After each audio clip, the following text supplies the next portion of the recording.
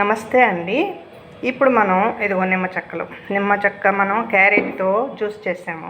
ఈ క్యారెట్ పిప్పు ఉంది, దీనిలో పంచదార, అల్లం, సాల్ట్ అవన్నీ వేసుకొని మనం చక్కగా జ్యూస్ పిండుకున్నాము. అయిపోయింది. వడకట్టిన పిప్పు ఇది, పడేయకుండాను.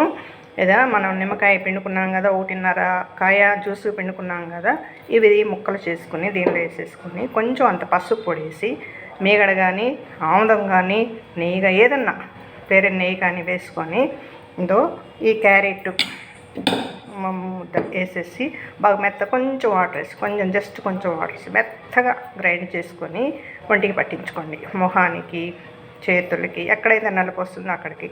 పెదాల దగ్గర కూడా ఈ బీట్రూట్ ముద్ద వేసి బాగా రుద్దండి. పెదాలకి బాగా రుద్దితే రోజు రుద్దుతూ ఉంటే మన గులాబీ రేకుల్లాగా చక్కగా వస్తాయి. తప్పకుండా క్యారెట్, బీట్రూట్ ఏదైనా పరే, కానీ దీనికి కలర్ ఉంది కనుక ఇంత బాగా పనిచేస్తుందండి. బీట్రూట్ పెదాలకి బాగా రాయండి. రాసేసి శుభ్రంగా కడుక్కోండి. ఎందుకంటే నిమ్మ చెక్క పడుతుంది, అక్కడ ఆయిల్ పడుతుంది. ఏ ఆయిల్ అన్నా కానీ వేసుకుంటున్నాం కాబట్టి ఇలా చేసుకోండి.